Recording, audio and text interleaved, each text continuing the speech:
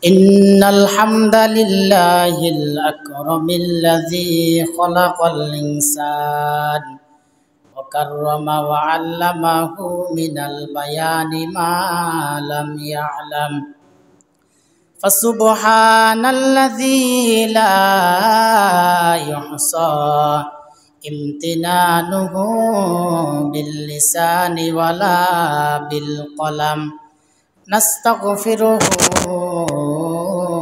ونتوب إليه ونعوذ بالله من شرور أنفسنا ومن سيئات أعمالنا من يهده الله فلا مضل له ومن يضلله فلا هادي له ونشهد أن لا إله إلا الله وحده لا شريك له ونشهد أن سيدنا ومولانا محمدا عبد الله ورسوله الذي أرسله الله تعالى بالحق بشيرا ونذيرا وداعيا إلى الله بإذنه وسراجا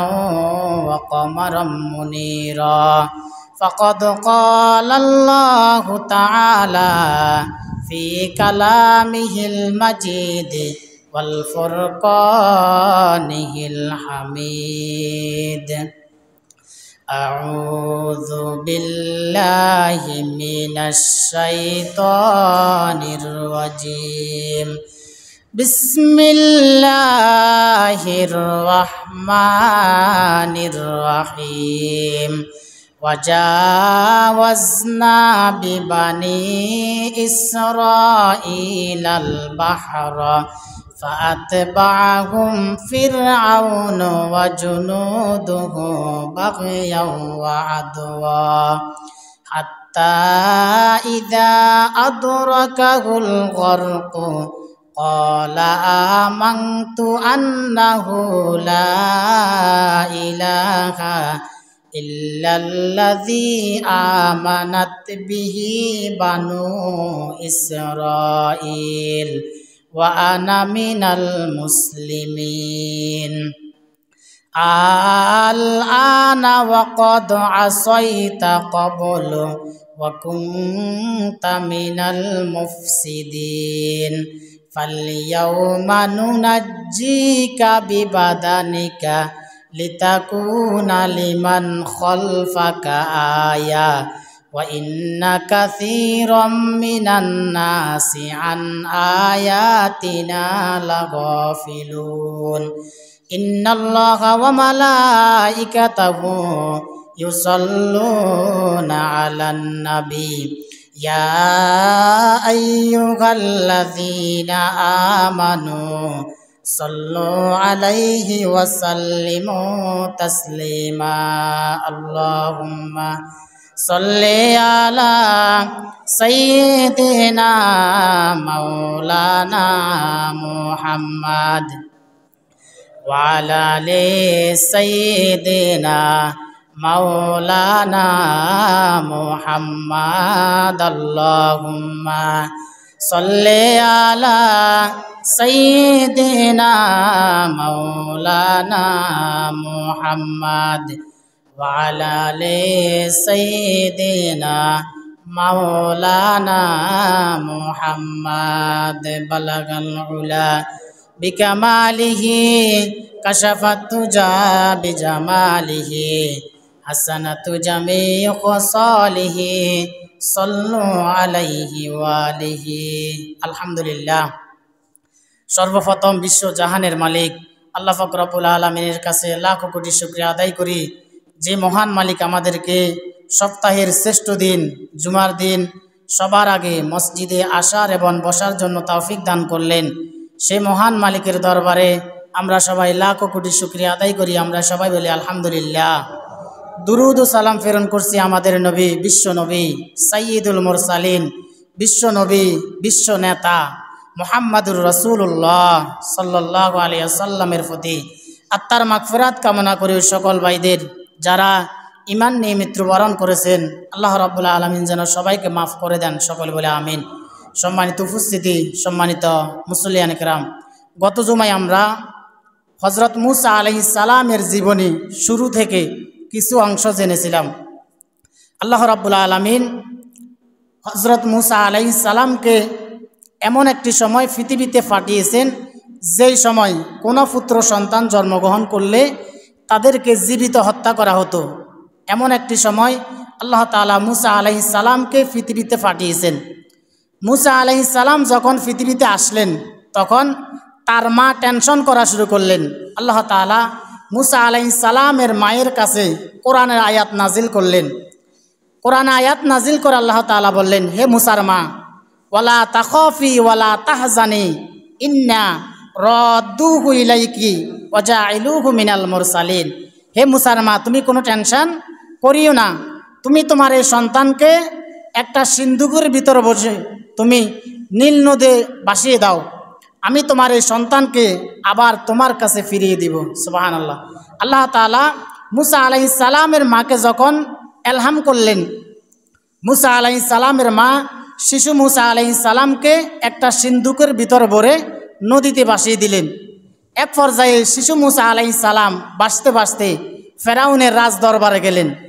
রাজদরবারে যাওয়ার পর আসিয়া আলাইহিস সালাম যখন সিন্ধুকটি দেখলেন, দেখার পর শিশু মূসা আলাইহিস সালামকে দেখে তার নিঃসন্তান বুকটা সন্তানে ভরে গেল।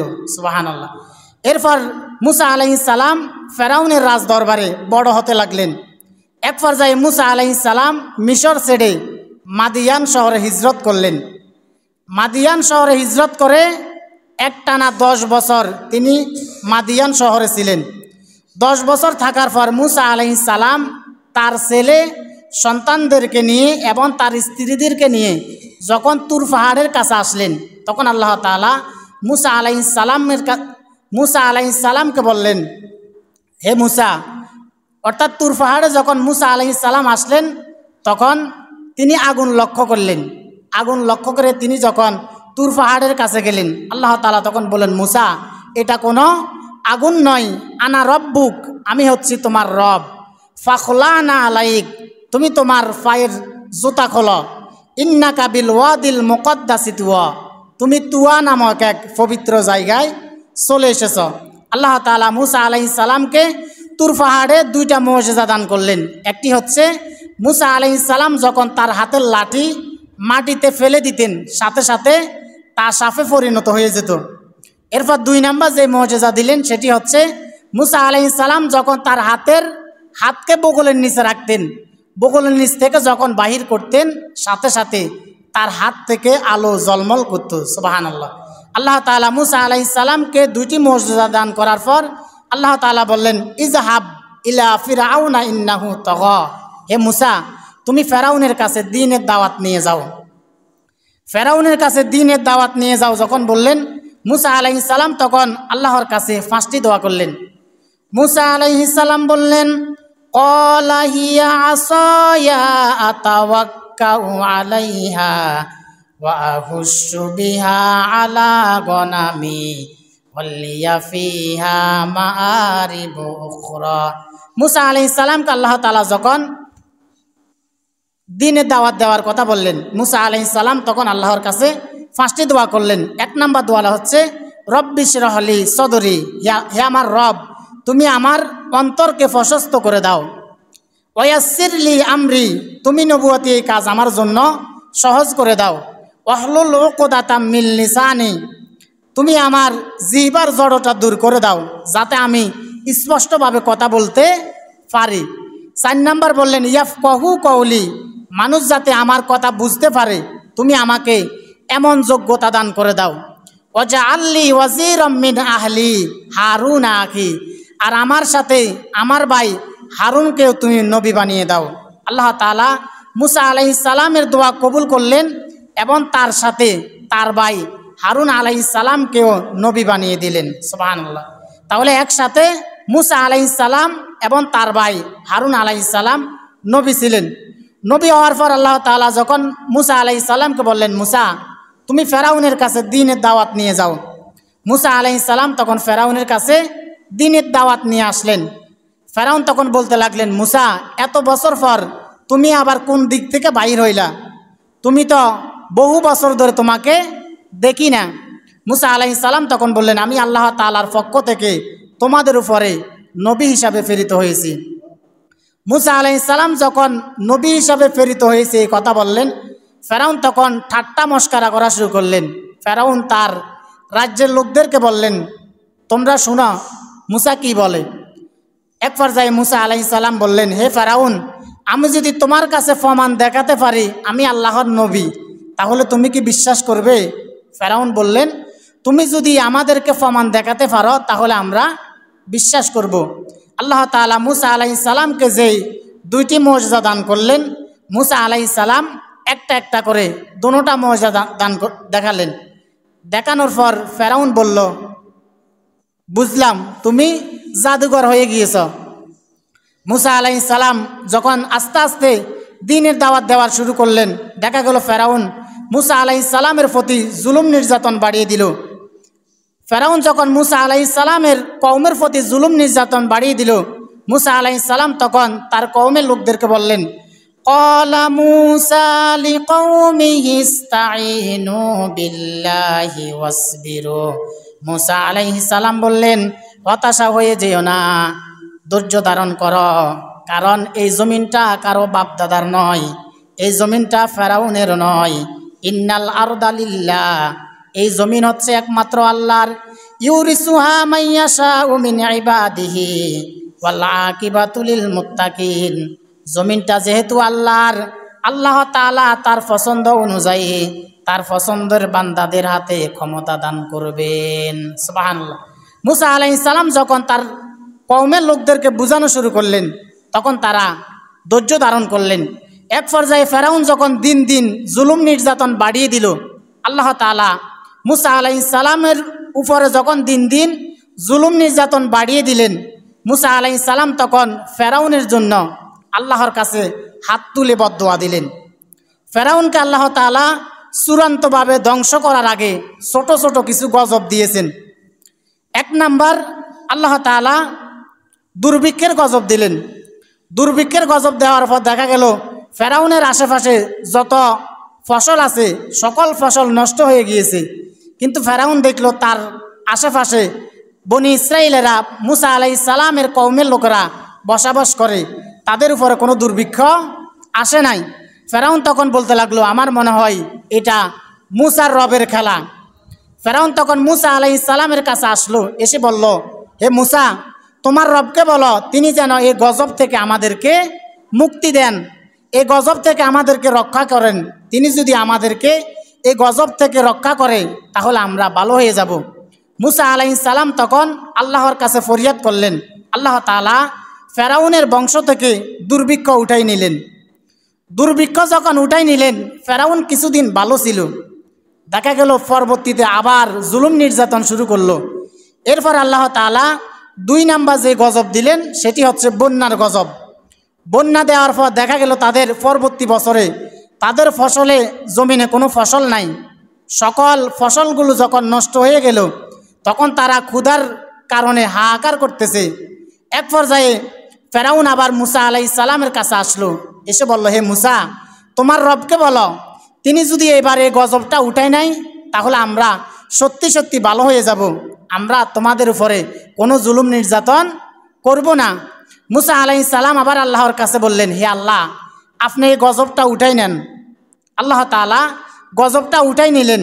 যখন বন্যার গজব শেষ হয়ে গেল, ফেরাউন কিছুদিন ভালো ছিল, আবার আগের থেকে আরও জুলুম নির্যাতন বাড়িয়ে দিল। আল্লাহ তাআলা 3 নাম্বার যে গজব দিলেন সেটি হচ্ছে পঙ্গপালের গজব।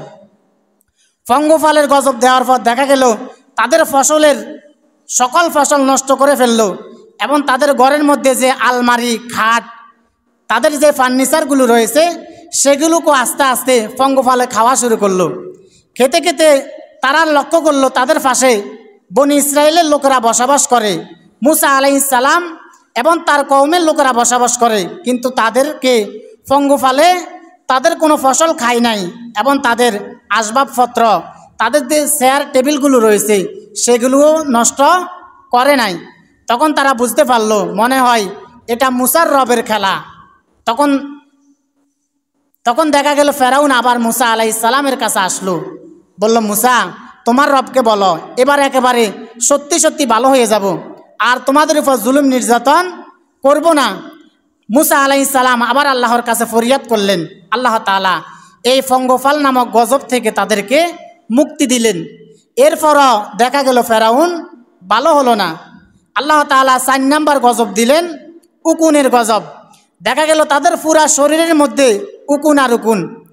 আমাদের মাথার মধ্যে যে উকুন রয়েছে, দেখা গেল ফেরাউনের বংশের পুরা জাতির উপরে উকুন আর উকুন তাদের শরীরের মধ্যে, তাদের মাথার মধ্যে শুধু কামড়াতে থাকে।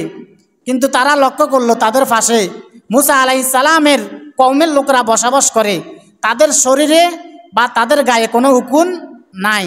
তারা বুঝতে পারলো মনে হয় মুসার রবের খেলা। তখন তারা আবার মুসা আলাইহিস সালামের কাছে আসলো, বলল মুসা এবার আমরা একেবারে ভালো হয়ে যাব, আমরা জুলুম নির্যাতন করব না। আল্লাহ তাআলা এই উকুন নামক গজব থেকে তাদেরকে মুক্তি দিলেন। এরপরও যখন তারা ভালো হলো না, আল্লাহ তাআলা 5 নাম্বার গজব দিলেন, ব্যাঙের গজব। দেখা গেল তারা যেখানে বসতো সাথে সাথে ওইখানে ব্যাঙের টাল হয়ে যেত। তারা যখন রাতের বেলা শুইতো তাদের গায়ের উপরে কম্বলের মতো, লেপের মতো ব্যাঙের টাল হয়ে যেত। কিন্তু তারা দেখতো তাদের আশেপাশে বনি ইসরায়েলের লোকেরা বসবাস করে, তাদের গায়ে বা তাদের আশেপাশে কোনো ব্যাঙ আসে না। তখন ফেরাউন আবার মুসা আলাইহিস সালামের কাছে বলল মুসা এবার একেবারে সত্যি সত্যি ভালো হয়ে যাব, আর কোনো জুলুম নির্যাতন করব না। দেখা গেল আল্লাহ তাআলা এই ব্যাঙ নামক গজব থেকে তাদেরকে মুক্তি দিলেন। কিন্তু ফেরাউন ভালো হলো না। পরবর্তীতে 6 নাম্বার আল্লাহ তাআলা আরেকটি গজব দিলেন, সেটি হচ্ছে রক্তের গজব। রক্তের গজব যখন দিলেন, ফেরাউনের বংশের লোক যখন খাবার খায় দেখা যায় তাদের প্লেটের মধ্যে রক্ত আর রক্ত। তারা যখন পানি খাবে পানির মধ্যে রক্ত, কোনো সাদা পানি নাই, সকল পানির মধ্যে রক্ত। কিন্তু তারা দেখলো তাদের আশেপাশে মুসা আলাইহিস সালামের কওমের লোকেরা বসবাস করে, তাদের পানির মধ্যে কোনো রক্ত নাই। তারা খাবার খায়, তাদের খাবারের মধ্যে কোনো রক্ত নাই। তখন তারা আবার মুসা আলাইহিস সালামের কাছে আসলো, এসে বলল মুসা তোমার রবকে বলো আর জুলুম নির্যাতন করব না, আমরা একেবারে ভালো হয়ে যাব। দেখা গেল এই জুলুম নির্যাতন তারা থামালো না। সর্বশেষ আল্লাহ তাআলা মহামারী দিলেন। 7 নাম্বার মহামারী দিয়ে ফেরাউনের বংশের হাজার হাজার লোককে শেষ করে দিলেন।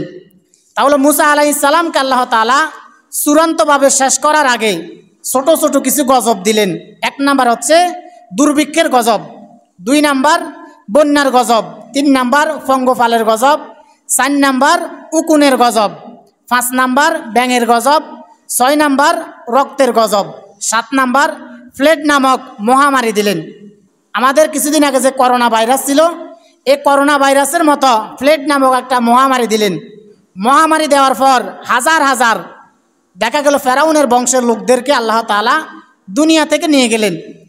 যখন এর পরও তারা ভালো হলো না, এক পর্যায়ে আল্লাহ তাআলা মুসা আলাইহিস সালামকে বললেন হে মুসা তুমি তোমার কওম বনি ইসরায়েলদেরকে নিয়ে মিশর ছেড়ে চলে যাও, এই দেশে তোমার কোনো শান্তি হবে না। মুসা আলাইহিস সালাম তখন তার কওমদেরকে নিয়ে মিশর ছেড়ে চলে যেতে লাগলেন। এই খবর যখন ফেরাউন জানতে পারল, ফেরাউন তখন তার কওমের লোকদেরকে নিয়ে মুসা আলাইহিস সালামকে আক্রমণ করা শুরু করলো। মুসা আলাইহিস সালাম যেতে যেতে এমন একটি জায়গা গেলেন, তিনি দেখলেন ডানেও পাহাড় বামেও পাহাড়, সামনে লোহিত সাগর, পিছনে ফেরাউনের সৈন্যবাহিনী আসতেছে। এই অবস্থা দেখে মুসা আলাইহিস সালামের কওমের লোকেরা বললেন হে মুসা আজকে তো আমাদের বাঁচার আর কোনো উপায় নাই, আজকে আমরা কোনো দিকে যেতে পারবো না, আমাদের ডানেও পাহাড় বামেও পাহাড়, সামনে লোহিত সাগর এবং আমাদের পিছনে ফেরাউনের সৈন্যবাহিনীরা আসতেছে। মুসা আলাইহিস সালাম বললেন কাল্লা, কখনো নয়, ইন্না মাইয়া রব্বি সায়াহদিন, নিশ্চয় আমাদের রব আল্লাহ আমাদের সাথে আছেন আর তিনি আমাদেরকে সাহায্য করবেন। সুবহানাল্লাহ। এরপর আল্লাহ তাআলা মুসা আলাইহিস সালামকে বললেন হে মুসা তোমার হাতে যে লাঠি রয়েছে এই লাঠি দিয়ে তুমি লোহিত সাগরে আঘাত করো। মুসা আলাইহিস সালাম যখন লোহিত সাগরে আঘাত করলেন, আল্লাহ রাব্বুল আলামিন কোরআনুল কারীমের 10 নম্বর সূরা সূরাতু ইউনূসের 90 নম্বর আয়াতের মধ্যে বললেন وجاوزنا ببني إسرائيل البحر فأتبعهم فرعون وجنوده بغيا وعدوا আল্লাহ তাআলা বলেন মুসা আলাইহিস সালাম যখন মিশর ছেড়ে চলে যেতেছেন, ফেরাউন যখন এই খবর পেল, ফেরাউন তখন আমার নবী মুসাকে পিছন দিকে আক্রমণ করা শুরু করলো। এক পর্যায়ে মুসা আলাইহিস সালাম যেতে যেতে এমন একটি জায়গা গেলেন, মুসা আলাইহিস সালাম দেখলেন তার ডানেও পাহাড়, বামে পাহাড়, সামনে লোহিত সাগর এবং পিছনে ফেরাউনের সৈন্যবাহিনীরা আসতেছে। মুসা আলাইহিস সালাম তখন তার হাতের লাঠি যখন লোহিত সাগরে ফেললেন, আল্লাহ তাআলা লোহিত সাগরের মধ্যে রাস্তা করে দিলেন। সুবহানাল্লাহ। মুসা আলাইহিস সালাম তখন তার কওমদেরকে নিয়ে লোহিত সাগর পার হয়ে গেলেন। লোহিত সাগর যখন পার হয়ে গেলেন, ফেরাউন তখন তার সৈন্যবাহিনী নিয়ে লোহিত সাগরের কিনারে আসলেন। কিনারে আসার পর ফেরাউন তার সৈন্যবাহিনীদেরকে বললেন, যাও তোমরা মুসাকে ধরো। যখন তারা লোহিত সাগরের মাঝ বরাবর গেলেন, আল্লাহ তাআলা তখন লোহিত সাগরের পানিকে অর্ডার করলেন, হে লোহিত সাগরের পানি, আমি তোমার সেই রব তোমাকে অর্ডার করেছিলাম আমার নবী মুসার জন্য তুমি লোহিত সাগরের পানি দুই ভাগ হয়ে যেতে, আমার নবী মুসার জন্য তুমি রাস্তা হয়ে যেতে। আমি তোমার সেই রব তোমাকে আবার হুকুম করছি, তুমি আবার আগের মতো মিশে যাও। যখন লোহিত সাগরের দুই পাশের পানি আগের মতো মিশে গেলেন, ফেরাউন এবং তার বংশের লোকেরা পানি খেতে খেতে দেখা গেল ফেরাউন এবং তার বংশের লোকেরা পানি খেতে খেতে ফেরাউনের জান যা যায় অবস্থা হয়ে গেছে। ফেরাউন তখন আল্লাহর কাছে হাত তুললেন। ফেরাউন তখন বললেন, আমানতু আন্নাহু লা ইলাহা ইল্লাল্লাযী আমানাত বিহি বানু ইসরাঈল। ফেরাউন তখন বললেন, আমানতু, আমি ঈমান এনেছি, আন্নাহু লা ইলাহা ইল্লাল্লাযী আমানাত বিহি বানু ইসরাঈল, বনি ইসরাইলের লোকেরা যে আল্লাহর প্রতি ঈমান এনেছে, আমিও সেই আল্লাহর প্রতি ঈমান এনেছি। ওয়া আনা মিনাল মুসলিমিন, আর আমি মুসলমান হয়ে গেছি। অর্থাৎ ফেরাউন মৃত্যু সজ্জায় এমন সময়ে যদি বলতেন, আল্লাহ আমি তোমার প্রতি ঈমান এনেছি, কিন্তু ফেরাউন আল্লাহর প্রতি ঈমান এনেছে এই কথা না বলে তিনি বলতে লাগলেন, মুসা যে রবের প্রতি ঈমান এনেছে, আমিও মুসার রবের প্রতি ঈমান এনেছি। আল্লাহ তাআলা তখন বললেন, আল-আনা ওয়া ক্বাদ আসাইতা ক্বাবলু ওয়া কুনতা মিনাল মুফসিদিন। আল্লাহ তাআলা বলেন, আল-আন, এখন তোর সময় হয়েছে, ওয়া ক্বাদ আসাইতা ক্বাবলু ওয়া কুনতা মিনাল মুফসিদিন, অথচ এই কিছুক্ষণ আগেও তুই আমার নবী মুসাকে মারার জন্য এসেছিলি, আমার নবী মুসাকে মারার জন্য তুই চেষ্টা করেছিলি। আজ আমি তোকে একেবারে শেষ করব না। ফালইয়াউমা নুনাজ্জিকা বিবাদানিকা লিতাকুনা লিমান খালফাকা আয়া ওয়া ইন্না কাসীরাম মিনান নাসি আন আয়াতিনা লাগাফিলুন। আল্লাহ তাআলা বলেন, আজ আমি তোকে একেবারে শেষ করব না, আমি তোকে কিয়ামত পর্যন্ত নিদর্শন বানিয়ে রাখবো, যাতে করে তোকে দেখে মানুষ শিক্ষা গ্রহণ করতে পারে। এই জন্য আমি তোমাকে একেবারে শেষ করব না। আল্লাহ তাআলা ফেরাউনকে লোহিত সাগরে শেষ করে দিলেন এবং কিয়ামত পর্যন্ত ফেরাউনের লাশকে অক্ষত রাখলেন। আপনি যদি ইউটিউবে সার্চ দেন ফেরাউনের লাশ দেখতে চাই, তাহলে আপনি ইউটিউবে ফেরাউনের লাশ দেখতে পারবেন। দেখবেন ফেরাউনের লাশের আশেপাশে অনেকগুলা লাশ আছে, তাদের লাশকে মেডিসিন দিয়ে রাখা হয়, কিন্তু ফেরাউনের লাশের মধ্যে কোনো মেডিসিন দেওয়া লাগে না। কারণ ফেরাউনের লাশকে আল্লাহ তাআলা এত নিকৃষ্ট মানুষের কাছে, জাতির কাছে, সকল সৃষ্টির কাছে এত নিকৃষ্ট বানালেন, ফেরাউনের শরীরে ঘৃণায় কোনো মশা মাছি পর্যন্ত বসে না। আপনি এখন পর্যন্ত দেখবেন ফেরাউনের লাশ যেভাবে ছিল কিয়ামত পর্যন্ত সেভাবে থাকবে। ফেরাউন লাশ কখনো নষ্ট হবে না, ধ্বংস হবে না। এই মুসা আলাইহিস সালামের জন্ম থেকে ফেরাউনের মৃত্যু পর্যন্ত এটি হচ্ছে মুসা আলাইহিস সালাম এবং ফেরাউনের কাহিনী। লোহিত সাগরে যখন মুসা আলাইহিস সালাম লোহিত সাগর পার হয়ে গেলেন এবং আল্লাহ তাআলা ফেরাউনকে লোহিত সাগরে ধ্বংস করে দিলেন। এরপর আল্লাহ তাআলা মুসা আলাইহিস সালামকে বললেন, মুসা তুমি তোমার কওমদেরকে নিয়ে লোহিত সাগর পার হয়ে চলে যাও, তুমি তোমার কওমদেরকে নিয়ে এই মিশর ছেড়ে চলে যাও।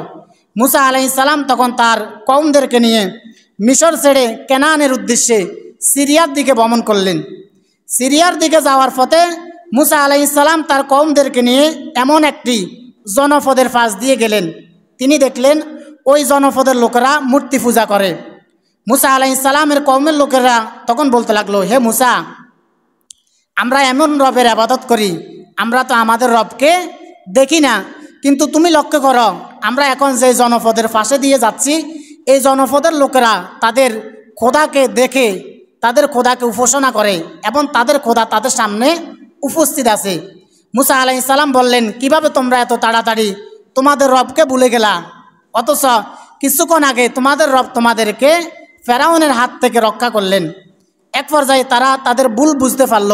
তারা যখন আল্লাহর কাছে ক্ষমা চাইলেন, আল্লাহ তাআলা মুসা আলাইহিস সালামের কওমকে ক্ষমা করে দিলেন। সুবহানাল্লাহ। এরপর আল্লাহ তাআলা মুসা আলাইহিস সালামকে একটি কিতাব দান করলেন। সেই কিতাবের নাম হচ্ছে তাওরাত। আল্লাহ তাআলা এই পৃথিবীতে মোট 160টি কিতাব দান করেছেন। তার মধ্যে ছোট কিতাব হচ্ছে 100টি আর বড় কিতাব হচ্ছে 60টি। ছোট 100টি কিতাবের মধ্য থেকে আল্লাহ তাআলা আদম আলাইহিস সালামকে 10টি কিতাব দান করেছেন। এরপর হযরত শীস আলাইহিস সালামকে 50টি কিতাব দান করেছেন। হযরত ইদ্রিস আলাইহিস সালামকে 30টি কিতাব দান করেছেন এবং আমাদের জাতির পিতা ইব্রাহিম আলাইহিস সালামকে আল্লাহ তাআলা 10টি কিতাব দান করেছেন। তাহলে ছোট 100 কিতাবের মধ্যে 4 জন নবীকে 100টি কিতাব দান করেছেন। তার মধ্যে আদম আলাইহিস সালাম 10টি, শীস আলাইহিস সালাম 50টি, এ হচ্ছে 60টি। তারপর ইদ্রিস আলাইহিস সালামকে 30টি, এ হচ্ছে 90টি। আর আমাদের জাতির পিতা ইব্রাহিম আলাইহিস সালামকে 10টি। এই 4 জন নবীকে আল্লাহ তাআলা 100 কিতাব দান করেছেন। তাহলে 160টি কিতাবের মধ্য থেকে 100টি কিতাব বাদ যাইলে আর 60টি। এই 60টি কিতাব আল্লাহ তাআলা 4 জন নবীকে দান করেছেন। তাওরাত দান করেছেন হযরত মুসা আলাইহিস সালামকে। ইনজিল জাবুর কিতাব দান করেছেন দাউদ আলাইহিস সালামকে। ইনজিল কিতাব দান করেছেন ঈসা আলাইহিস সালামকে। আর কোরআনুল কারীম দান করেছেন বিশ্বনবী মুহাম্মদুর রাসূলুল্লাহ সাল্লাল্লাহু আলাইহি ওয়াসাল্লামকে। তাহলে মুসা আলাইহিস সালামকে আল্লাহ তাআলা একটি কিতাব দান করলেন, সেই কিতাবের নাম হচ্ছে তাওরাত। তাওরাত কিতাব দান করে আল্লাহ তাআলা মুসা আলাইহিস সালামকে বললেন, হে মুসা, তুমি তোমার কওমদেরকে নিয়ে তুমি তুর পাহাড়ের দক্ষিণ পাশে চলে আসো। মুসা আলাইহিস সালাম তখন তার কওমদেরকে নিয়ে তুর পাহাড়ের দক্ষিণ পাশে চলে গেলেন। দক্ষিণ পাশে যাওয়ার পর মুসা আলাইহিস সালামের সাথে আল্লাহ তাআলা কথা বলতে বলতে এক পর্যায়ে মুসা আলাইহিস সালাম বললেন, হে আল্লাহ, আমি তোমাকে দেখতে চাই। আল্লাহ তাআলা বলেন, মুসা, তুমি আমাকে দেখতে পারবে না। আল্লাহ তাআলা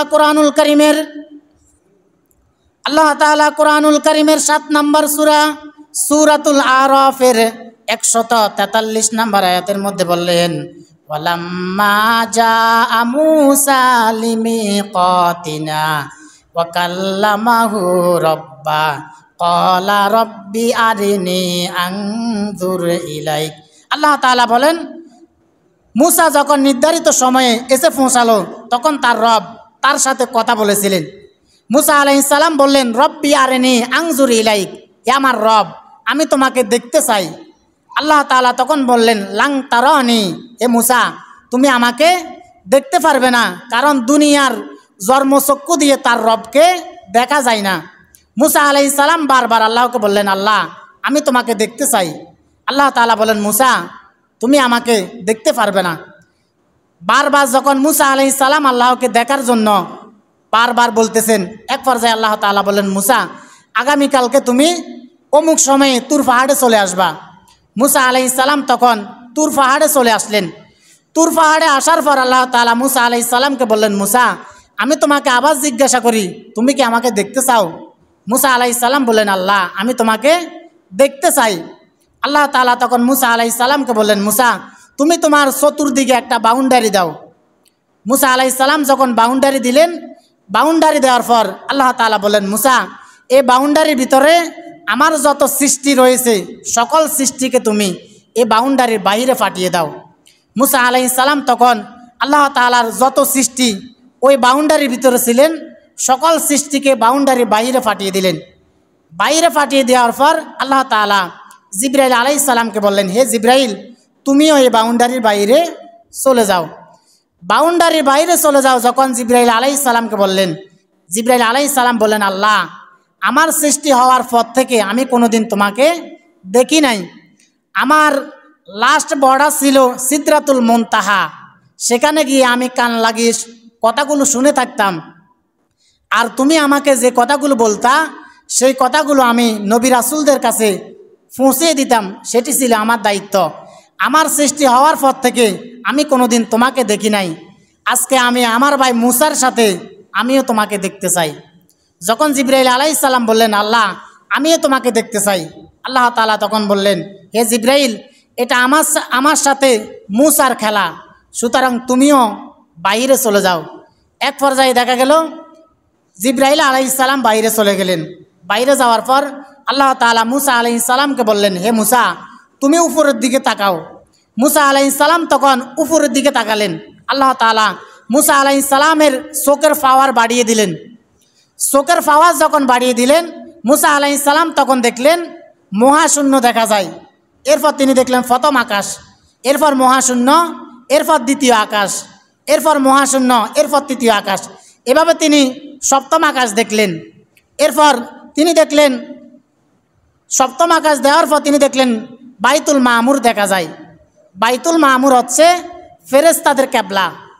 আমাদের কেবলার নাম হচ্ছে বাইতুল্লাহ, আর ফেরেশতাদের কেবলার নাম হচ্ছে বাইতুল মামুর। ফেরেশতাদের কেবলাটা হচ্ছে আমাদের কেবলার একেবারে উপরে সোজা সোজা। যখন ফেরেশতাদের কেবলা দেখা যায়, তখন তিনি লক্ষ্য করলেন ফেরেশতাদের ওই বাইতুল মামুর মসজিদটি হচ্ছে এত বড়।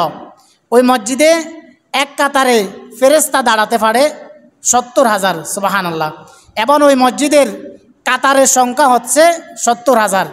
বিশ্বনবী সাল্লাল্লাহু আলাইহি ওয়াসাল্লাম বললেন, বাইতুল মামুরে যেই ফেরেশতারা একবার 2 রাকাত নামাজ আদায় করে, কিয়ামতের আগে ওই ফেরেশতা দ্বিতীয়বার ওই মসজিদে নামাজ আদায় করার আর সিরিয়াল ফাইন্যান্স, সুবহানাল্লাহ। তাহলে আল্লাহ তাআলা কত কোটি কোটি ফেরেশতা পৃথিবীতে পাঠিয়েছেন। মুসা আলাইহিস সালাম যখন দেখলেন বাইতুল মামুর দেখা যায়, এরপর তিনি দেখলেন সিদরাতুল মুনতাহা দেখা যায়।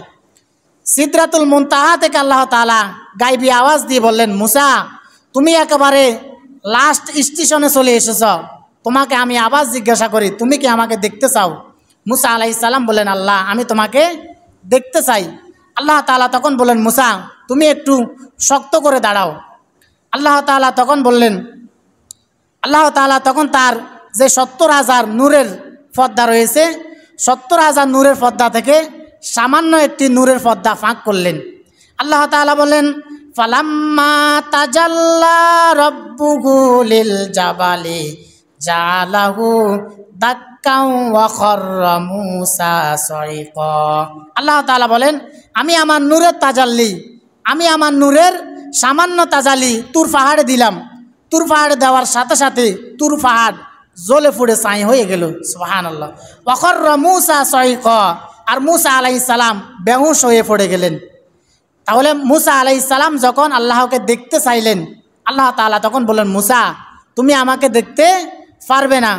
এক পর্যায়ে যখন আল্লাহকে দেখার জন্য বারবার আকুতি মিনতি করলেন, আল্লাহ তাআলা তখন তার নূরের 70,000 নূরের পর্দা থেকে যখন সামান্য নূরের পর্দা ফাঁক করলেন, নূরের তাজাল্লি আল্লাহ তাআলা মূসা আলাইহিস সালামের গায়ে না দিয়ে তুর পাহাড়ে দিলেন।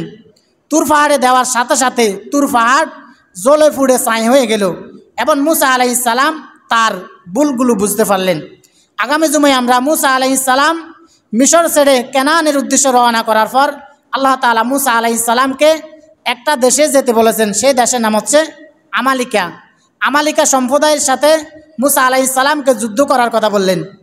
যুদ্ধ করার কথা যখন মূসা আলাইহিস সালামকে বললেন, মূসা আলাইহিস সালাম তখন তার কওমের লোকদেরকে বললেন, হে আমার কওমের লোকেরা, আল্লাহ তাআলা আমাদেরকে আদেশ দিয়েছেন আমালিকা সম্প্রদায়ের সাথে যুদ্ধ করার জন্য।